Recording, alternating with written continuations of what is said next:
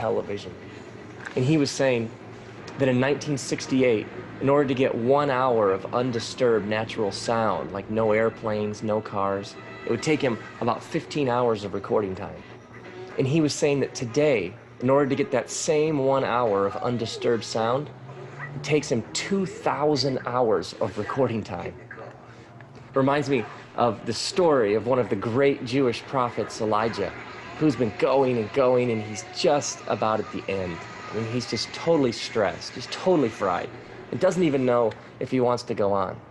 And God says, Elijah, go up on the mountain because I'm going to show up. And so Elijah goes up on the mountain. And so this wind comes on the mountain, and it like shakes the mountain violently, but God isn't in the wind. And then there's this earthquake, but God isn't in the earthquake. And then like this massive fire covers the mountain, but God isn't in the fire. And then comes the still, small voice of God. Now, there's all this discussion about what exactly this voice is, because some people think that the actual Hebrew word doesn't even refer to a sound that you could like hear with your ears, like an audible noise. And so some translators translate the phrase that God was in the sound of sheer silence. God wasn't in the wind, God wasn't in the earthquake, God wasn't in the fire, God was in the silence.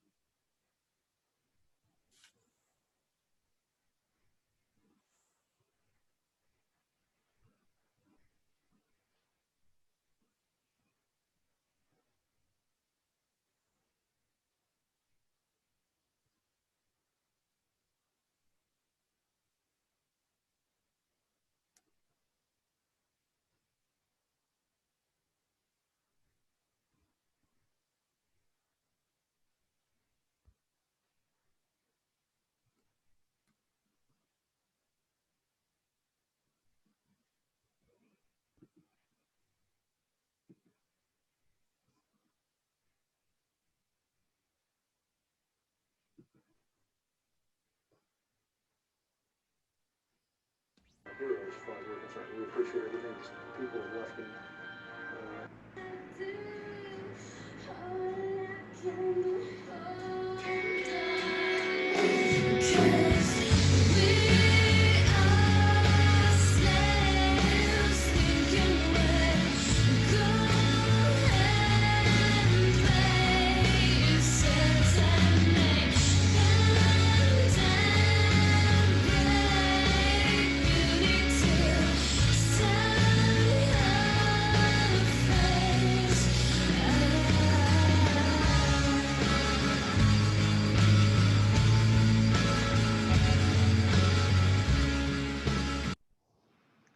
All right, so we live in a complicated, confusing, chaotic world.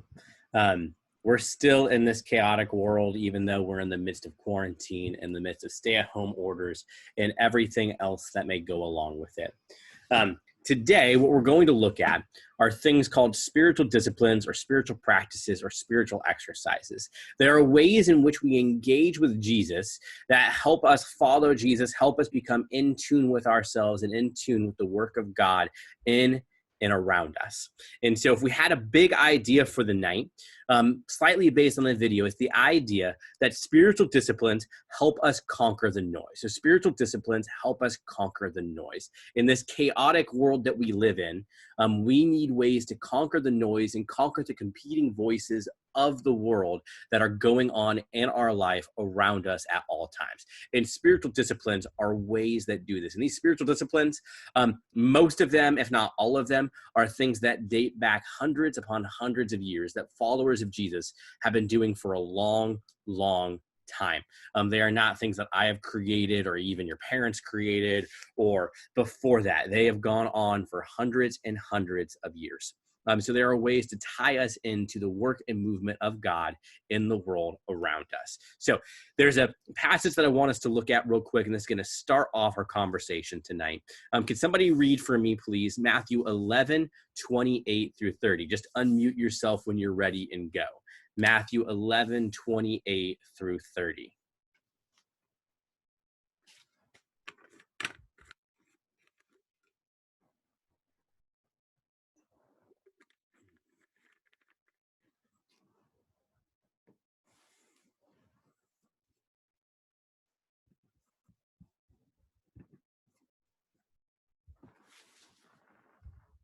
Anyone going once? Going twice? If you're looking it up, unmute yourself and let me know. You said which one? Matthew 11, sorry. 28-30. 28-30? Okay, I'm there.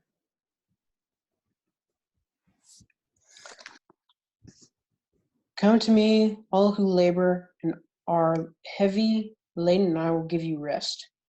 Take my yoke upon you and learn from me, for I am gentle and lowly in heart, and you will find rest for your souls. For my yoke is easy and my burden is light. Awesome. Thank you, Forrester. So I'm going to read it for us again from a different translation. So I don't use this translation all the time, but every now and again, this translation just kind of speaks to us in more modern language that makes it stand out to us in a better way. So it's a translation called The Message. In Matthew 11:28-30 says this: Are you tired, worn out, burned out on religion? Come to me. Get away with me and you'll recover your life.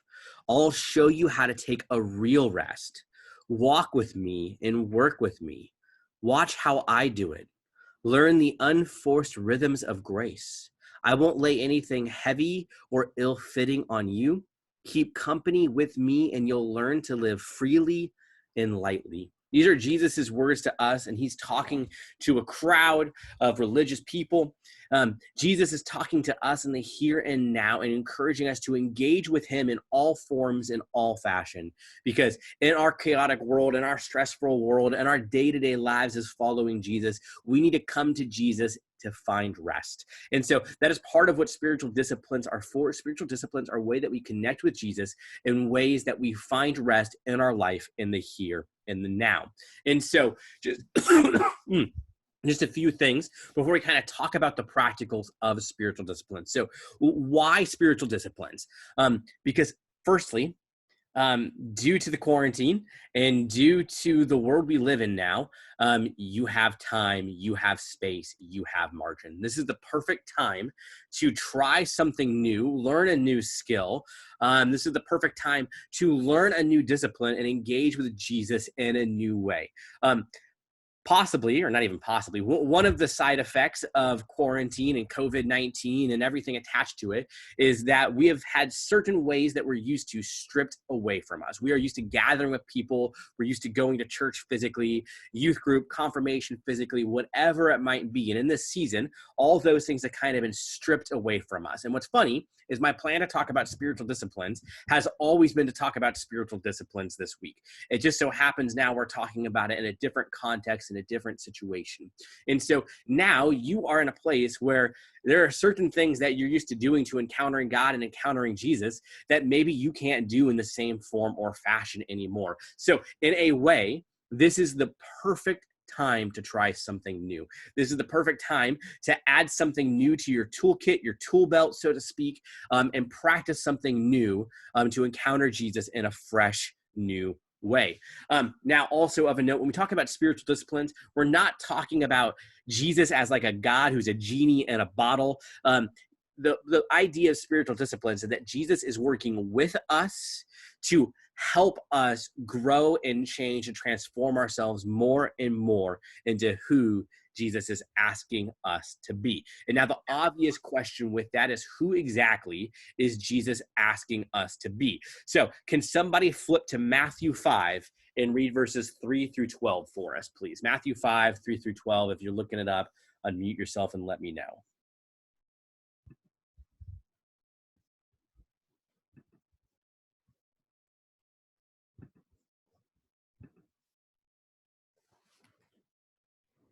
Going once. Going twice. I see a hand, Molly. Go for it. Matthew 5, 3 through 12. Please. Blessed are the poor in spirit, for theirs is the kingdom of heaven. Blessed are those who mourn, for they shall be comforted. Blessed are the meek, for they shall inherit the earth. Blessed are those who hunger and thirst for righteousness, for they shall be satisfied. Blessed are the merciful, for they shall receive mercy. Blessed are the pure in heart, for they shall see God. Blessed are the peacemakers, for they shall be called sons of God. Blessed are those who are persecuted for righteousness' sake, for theirs is the kingdom of heaven. Blessed are you when others revile you and persecute you and utter all kinds of evil against you falsely on my account. Rejoice and be glad, for your reward is great in heaven. For so they persecuted the prophets who were before you. Perfect. Thank you, Molly. So when we talk about being transformed more and more into Jesus, one of the things that we are talking about is these Beatitudes, is that these are kind of a basic intro to Jesus's blueprint for what it looks like to follow him in the world in which we find ourselves. These are the attitudes that fosters the environments that we should be fostering in our hearts and our life when we say yes to Jesus and start following Jesus. And so even back in the first century, in the book of Acts, when the first followers of Jesus, after Jesus died and rose again and went to heaven, like we celebrated last week at Easter, the book of Acts records us being called Christians. Christians simply means little Christ. So literally, the first century world that saw these first Christians couldn't think of a better name for this new band of followers than simply calling them little Christ. So when we talk about following Jesus, our goal is to be modeled and molded into the likeness of Jesus and live as if Jesus was living in our life, doing our day-to-day routine in the here and the now. Little Christ. And so spiritual disciplines are part of how we accomplish that in the here and now. There's all kinds of spiritual disciplines we could talk about. I've highlighted a few of them. We do them because spiritual disciplines transform us, and they transform us as we happen to keep company with Jesus. This is all about helping us be step in step in relationship with Jesus. We all have stuff we don't like about ourselves. We all have stuff we struggle with. We all sin. We're all broken. And willpower and discipline alone can never be enough to fix our soul and fix where we are broken and fix where we are wrong. We need to partner with Jesus and let Jesus do the work in us. And that is part of what spiritual disciplines are. Spiritual disciplines aren't about giving us spiritual brownie points or helping us work the system to simply get a passing grade and get into heaven or whatever it might be. They're about putting us in a place where we are in communication, relationship with God, and God can do his work in us over time, and where we can begin to notice how God is moving and stirring inside of us. And so there are all kinds of ways you can do spiritual disciplines. So there are some that you should do daily. There are certain spiritual disciplines, like all disciplines in life, where you should do them daily. There are others that maybe you should do weekly, others you should do monthly, quarterly, yearly. So we're going to walk through now a list of spiritual disciplines. And some of these spiritual disciplines are going to be what the videos I send out to you on Monday are. And some of these are some that maybe you can practice all the time. Some of them are some that maybe you practice now and again. But these spiritual disciplines are designed to open you up in a new way to encounter Jesus on your own. So growing up, when I was in middle school and high school, I was taught that there were really only two types of spiritual disciplines. The first one was I should sit down, be quiet, turn off all the noise around me, and read like 3 chapters of the Bible a day. And then when I'm done, confess my sin. And that was pretty much what a good Christian did. Is that alone wrong? No. Is that all it means to follow Jesus and grow with Jesus? No. Not at all. There are so many more ways to connect with Jesus and grow your relationship with Jesus, and just simply sitting down and learning more and more about him by reading every chapter of the Bible in summer or in a year or whatever it may look like. There are so many more ways to encounter Jesus, and some ways, depending on how you're wired, may come really naturally to you. Just like when you're a student in school, you may have different subjects that come more naturally to you than others. In the same way, some of these spiritual disciplines may be really easy for you to do, and maybe something you really enjoy. Others may be a little bit more work, but just because it's more work doesn't mean you shouldn't try it. So for instance, you're going to hear me talk about silence or solitude at some point. I hate silence. I hate solitude.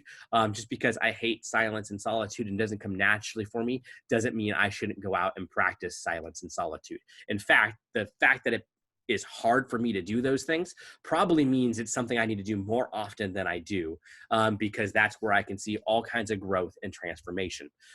So as we walk through some of these maybe like, oh yeah, I'm already doing these are fantastic. Others maybe, oh, I think I would really encounter God in a good, fresh way if I did that. Others, you may also try at some point and just completely miss the mark. I would say, you know what, keep trying it, give it a couple more tries, but some of these, for whatever reason, based on how you're wired, just may not be a way you actually communicate and encounter Jesus, and that's okay, because there are many, many different ways to do this. So what are some of these spiritual disciplines? We're going to walk through probably about 10 of them real quick before you break into small groups, and then inside your small groups, you're going to practice 2 of these together.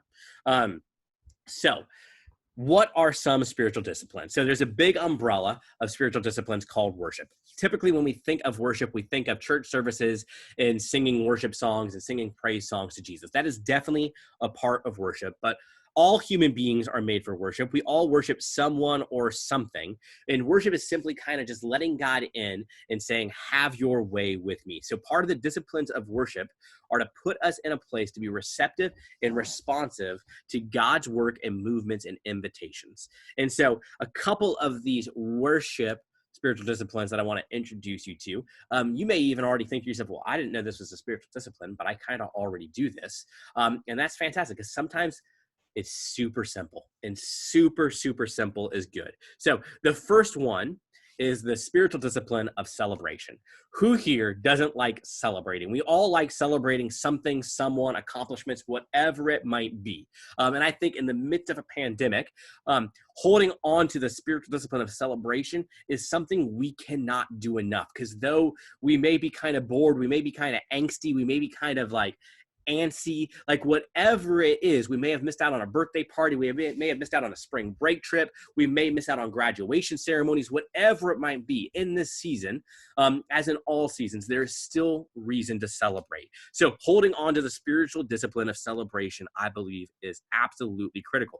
And this is actually going to be one of the disciplines you walk through in your small group once I am done talking. So celebration. The definition of celebration is simply this. It's a way of engaging in actions that orient us, point to us, that spirit us towards worship, praise, and thanksgiving.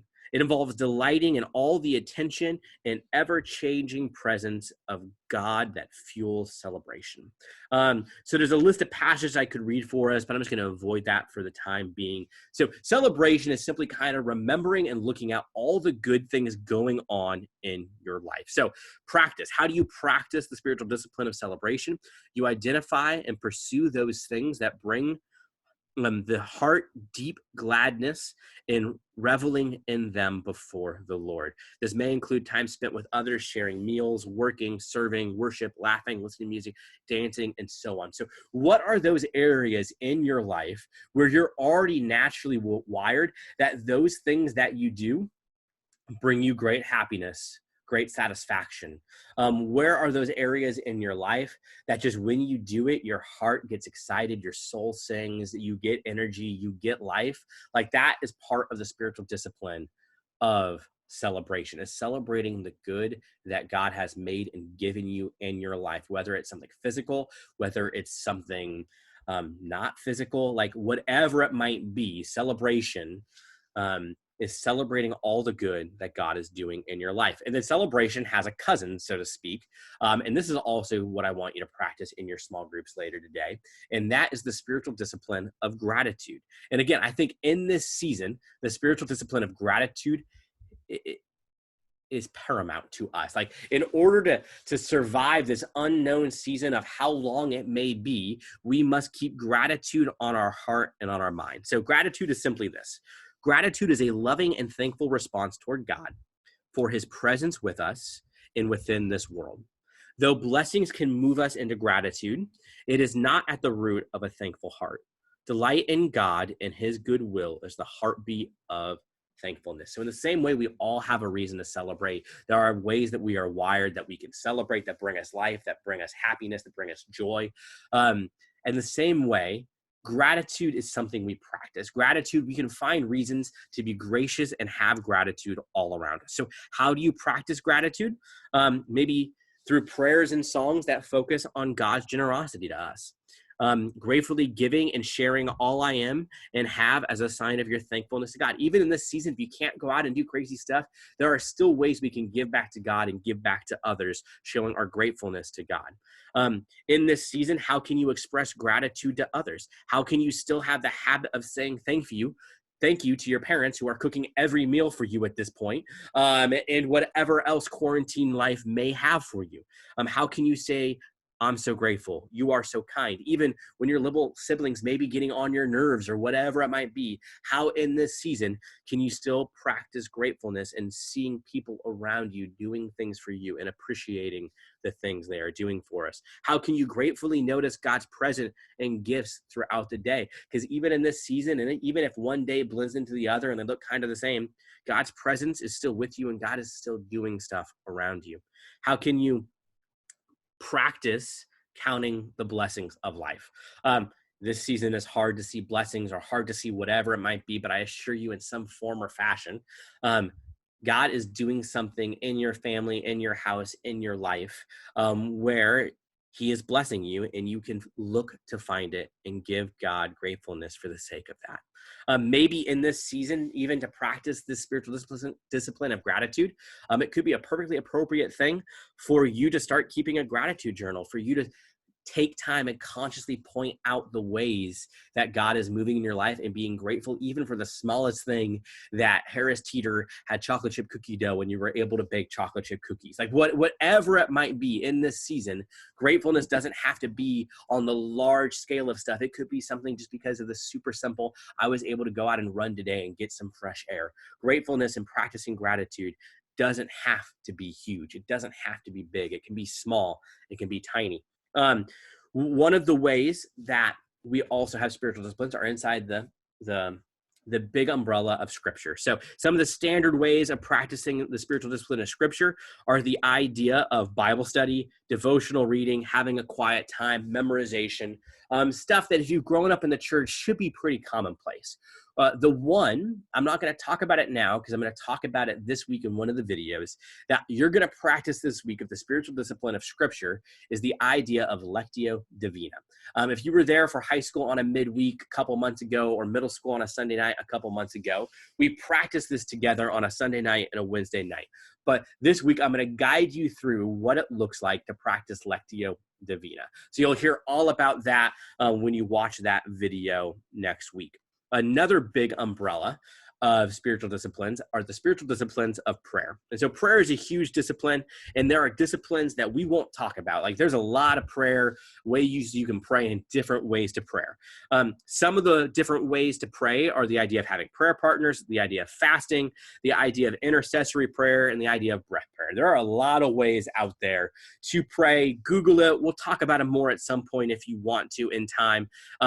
But this week, there are going to be several ways for you to practice this that, again, are in the videos that you're going to watch this week. So the first way that you're going to practice it this week is the idea of listening prayer. I'll talk about it all there, but listening prayer is simply a chance for you to shut up and for God to start talking. And so far too often, like we spend way too much talking, even with each other, and not enough time asking good questions and not enough time listening. And we do the same thing with God. Maybe you ever wonder, how come God hasn't answered any of your prayer requests? Maybe it's because you haven't stopped talking long enough for God to answer. And that's not the case all the time, but sometimes we just need to be quiet and let God work and let God speak. Another thing you're going to practice this week is the idea of prayer walks. Prayer walks are one of my favorite things in the world. I'm not somebody who can sit still and just mindlessly sit in silence. So prayer walks really help me engage with God and the world around me. Another thing we're going to talk about this week in the videos is the prayer of examine. The prayer of examine, just think about it this way, is the week in review or the day in review or the year in review. And it's a way for you to process all that God has done in the last 24 hours, last week, last month, whatever it might be. And again, we'll talk about it more in the videos. One thing we're not going to talk about the video, so I'll spend a little bit more time here. My hunch is girls are more naturally inclined at this than dudes, but this is just an assumption. And so I'm not saying anything stereotypical. So one of the spiritual disciplines you can practice is the spiritual discipline of journaling. So journaling is simply the art of where you record your thoughts. Maybe some of you get lost in your own weeds of praying and don't know what to pray or how to pray. Journaling is a tool for reflecting on God's presence, guidance, and nurture in daily comings and goings. Journals can be kept regularly or during times of transition. So there's simply a chance for you to record your thoughts, and as you're doing that, that is an act of prayer. So it's a way for you to keep a written record of God's ways in your life. Journals can include a collection of clippings, drawings, collage, articles, poems, quotes, etc. You can journal daily or weekly during significant periods of time and transitions. You can, even if you want to think this holistically and this far ahead, you can start making journals to record your teenage years to pass down to your kids one day, so they can see what life was like as a teenager in 2020 in quarantine or during high school or whatever it might be, and see how you walked with Jesus as a high schooler, because that may impact your kid when they're a teenager one day. It's a way for you to record external or even internal journeys as you're walking through life and some of the stuff you're struggling with. Like a great way is to write it out and give it over to God. It's a way to record prayers, prayer requests, answers to prayers and responses to God, and all of this. Like, it's a way for you to even one day look back and see everything that God did, or maybe some of the stuff you cared about that you were asking God for, that now 2 years later, that maybe God didn't answer the prayer, but maybe in a way now you've matured to the point where you don't care about dating that boy or that girl anymore, or whatever it might look like. I'm getting a note that says my internet connection is unstable. That's not what you want to see while on a Zoom call. So if I drop out, I apologize. So some of the other big umbrellas of spiritual disciplines are the idea of community. Community is something I love. It's something that we practice when we gather together. Community, in a way, is something for us in this season that has kind of been ripped from us, and we're doing our best to recreate it via digital life together. But there's only so much you can practice over video screen. So some of the big practices of community are things from small groups to accountability groups to practicing hospitality. So hospitality is welcoming people into your life, into your home, whatever it might be or look like. It's even about making spiritual friendships. So more than small groups, but about putting a circle around you of people who help push you closer and closer to Jesus and not take you away from Jesus. So those are some of what community spiritual disciplines and practices look like. The one I want to highlight for us in all of this, and this is something that actually your confirmation small group leaders are fantastic at and doing in the here and now, is the idea of mentoring. So when we look at mentoring, everybody, no matter how old you are, has somebody who is older than them and somebody who is younger than them, like, or somebody who is farther on the road than them or not as far on the road as them. So the idea of mentoring is a relational experience in which one person empowers another by sharing their life experience and God-given resources. A mentor nurtures an apprentice's personal development, faith, and skill. We all have someone in our life that we can pour into. So our confirmation leaders are doing a fantastic job of that season, pouring into you in confirmation, because they are at least one step, if not more, farther on the road than all of you in confirmation. And so when we think about that, you in confirmation, whether you have little siblings or whatever it might be, there is a way for you to pass that down the chain, because you are one step farther down the road than, I guarantee you, somebody you know, at least, whether it's a friend, brother, sibling, cousin, somebody in a band, sports team, whatever it might be. How can you mentor someone? So some of the practices of mentoring simply include guidance, encouragement, and modeling given by a more mature believer to a younger one. It's training that equips another to better use their gifts. It's building authentic relationships that provide support, encouragement, and help in specific areas. It's about providing or receiving influence, instruction, training, and perspective. We all have someone in our life that you can pass that down to in some form or fashion. And lastly, the last big umbrella in spiritual disciplines, and there's a lot of these again, are an area that I've dubbed the hands and feet. So these are tangible ways that we actually go out and do something. So in a way, we become the hands and feet of Jesus. And there are a lot of ways to be the hands and feet of Jesus. Sometimes being the hands and feet of Jesus means we learn how to control our tongue. It means we learn how to seek justice. And it means we learn how to be of service. Service is a big one, especially in this season. How can you be of service to those around you, those in your family? But then the one that I want to highlight is the spiritual discipline of evangelism. So evangelism is simply the practice of sharing your faith, your relationship with Jesus, to someone else who doesn't share your faith. So one of the things you'll be doing in a couple of weeks is you'll be learning to share your story, your testimony. Your testimony, your story is a great way to talk to your friends about all that God has done in your life and through you following Jesus. And that is a great way, if you're ever going to share your faith, to share your faith with your friends, just simply talking about all that God has done for you, in you, and through you. So evangelism is simply learning your story and how to tell people what Jesus has done for you. It's about living a life that is different from your friends who don't know Jesus, not to be better than them, but to show them kind of what following Jesus looks like in the here and the now. Part of it is inviting your friends to church, to youth group, to talk about spiritual things with you, whatever that might look like. And simply, part of the spiritual discipline of evangelism is about never being afraid to talk about Jesus. There's all kinds of opportunities that may pop up in your life to talk about Jesus, and you don't need to make it weird. Christians aren't weird. Nobody likes weird people. Nobody wants to be a part of a weird Christianity, Jesus thing. Just be you. Be normal. Your friends like you already. So just be you and talk about it like you normally would with your friends. You don't need to go and make it weird and start, I don't know, whatever it might, throwing Bibles at them. Like you don't need to do that. That's not evangelism. That's crazy sauce. And so, like, spiritual disciplines are a big, big umbrella. And this week, as you go into our digital confirmation retreat, there are 4 of those you're going to practice. And you're going to do those on your own. And then we're going to come back next week and we're kind of going to debrief it all and talk about it all. Tonight in your small groups, we're going to split it up.